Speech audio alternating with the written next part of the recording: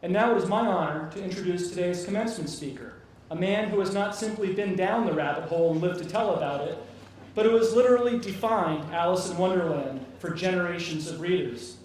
I first learned of Barry Moser's work when I was studying children's literature in a National Endowment of Humanities Fellowship at Princeton many years ago.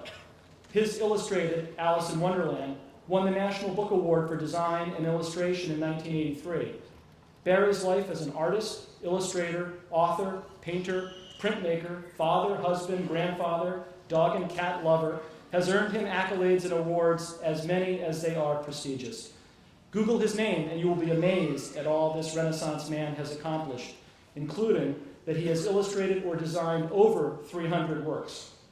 Twice I have heard Mr. Moser as a guest presenter in Swanee's history classes and have been spellbound by the stories of his childhood, growing up in Chattanooga, or the musings of a life spent deeply engaged in our world. Most pertinent today for us, however, is that Mr. Moser joins us from his home in Northampton, returning to the school where he taught for 15 years and where both of his children graduated, one in 1981 and the other in 1983. It is my distinct pleasure to welcome Mr. Barry Moser.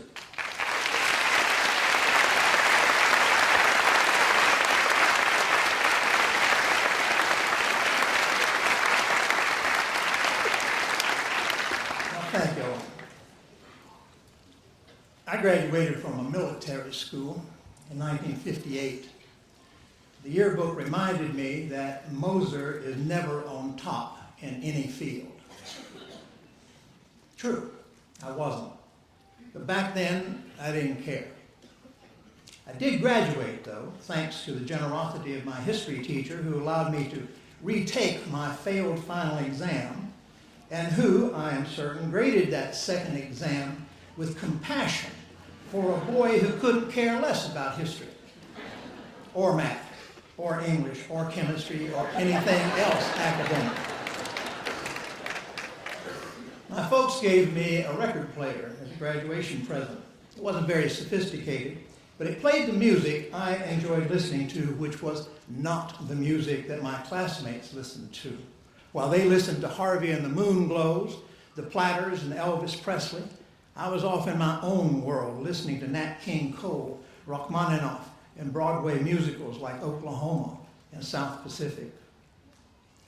In South Pacific, a character named Bloody Mary, a large Polynesian woman, belts out a tune in which she tells her beautiful brown daughter that if you don't have a dream, how are you going to have a dream come true? Indeed. And it is this matter of having dreams that I address this morning. There are a number of you out there who, like me, when I was sitting out there, dream.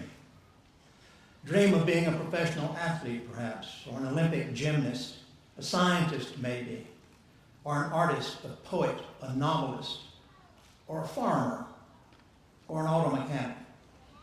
And I am equally certain that someone in your life has told you that being a farmer or an auto mechanic is beneath your station, or that being an artist is just a pipe dream because you can't possibly make a living at it.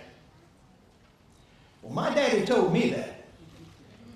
His boss, Charlie Thompson, had a son who had a degree in art, but ended up selling life insurance.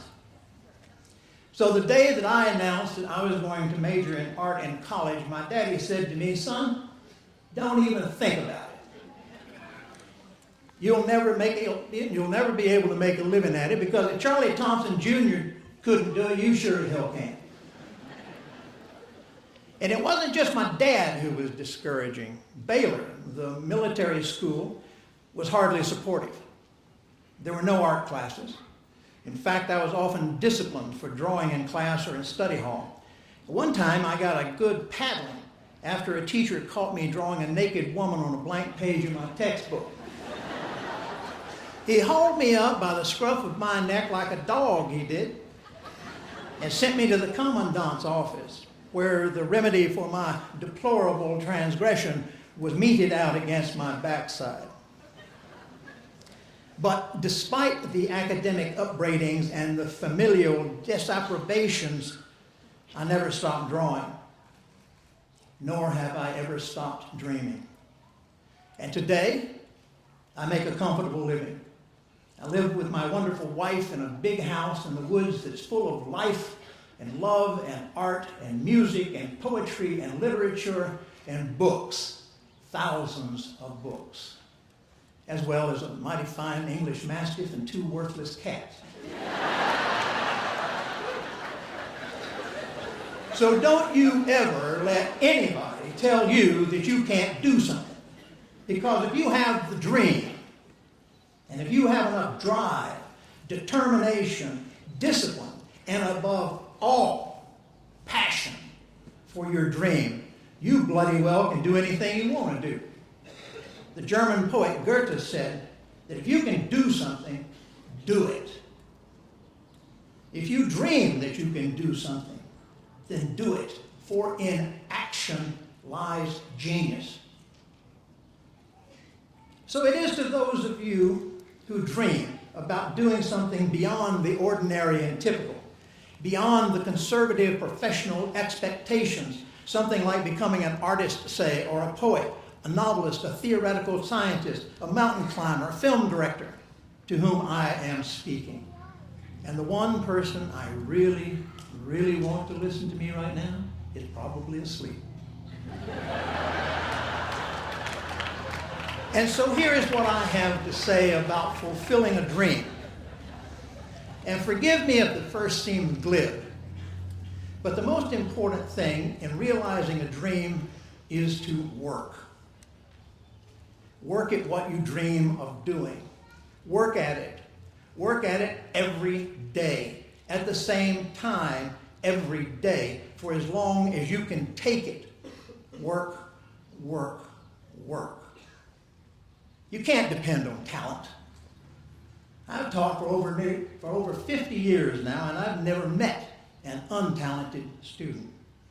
Talent is as common as house dust, and about, in the long run, about as valuable as tips on a borehole.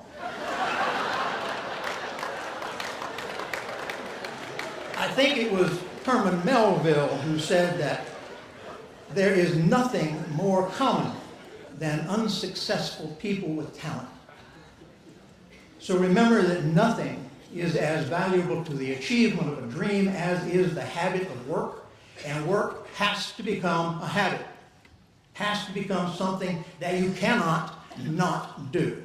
It has to become bone within you.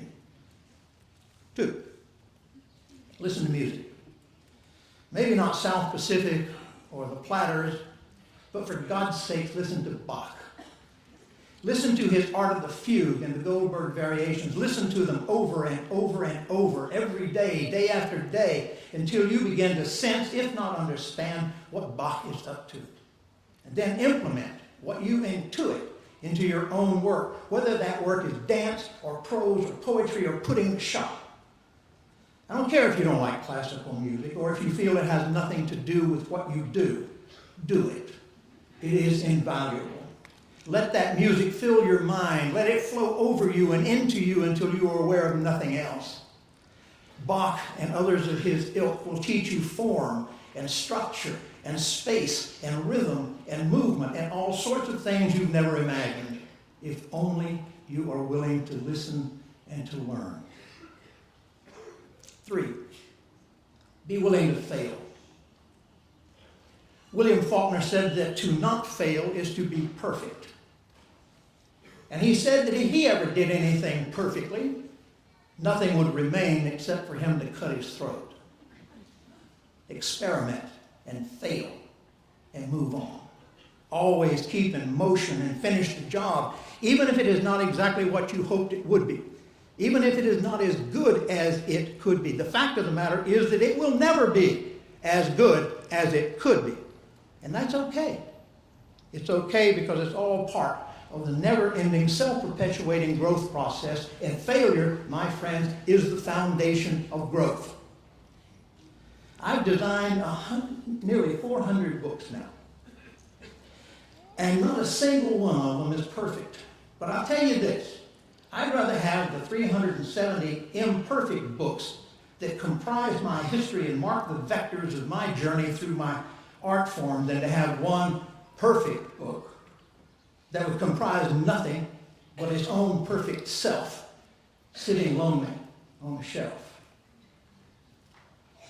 4, always think of yourself as a student, now and forevermore.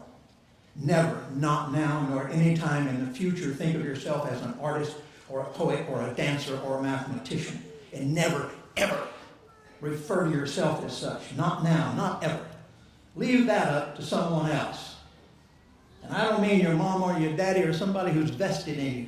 To do otherwise is to be self-congratulatory and arrogant, and God only knows we have far too much arrogant, self-inflated, self-important pomposity in the arts and in politics and professional athletics today.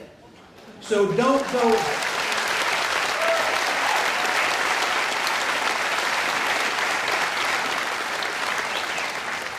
That's sweet, thank you.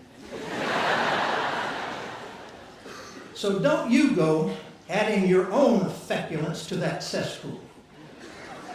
Not now, not ever. Work and fail. That's all that's important. And in doing so, try your hardest to be the best you can possibly be. And try your hardest to make the things you make or do the things you do as well as they can be made or as well as they can be done. And do it for the ages. Don't squander your work and your gifts by pandering to what's cool or to the stupidity of what is currently fashionable. Look beyond. Eschew that which is easily done, that which is easily understood, and that which appeals more to your genitals than to your mind. There is little more that I can say.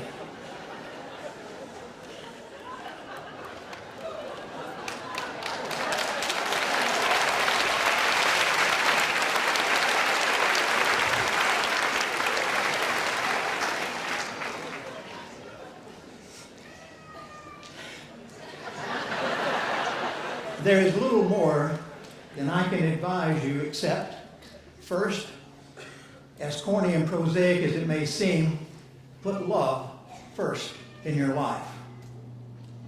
Love of your work and of other people and of yourself and of whatever things of the Spirit move and motivate you. Second, have a lot of fun in order to balance all the hard work. Maintain a fierce sense of humor to balance the underlying seriousness of your purpose. There are very few things that are so serious or important that they can't be laughed at or even poked a little fun at, especially politicians, televangelists, and commencement speakers. Third, never underestimate the value of luck. Fourth, don't get drunk and drive a car. 5, get plenty of sleep. 6, eat your greens. Thank you.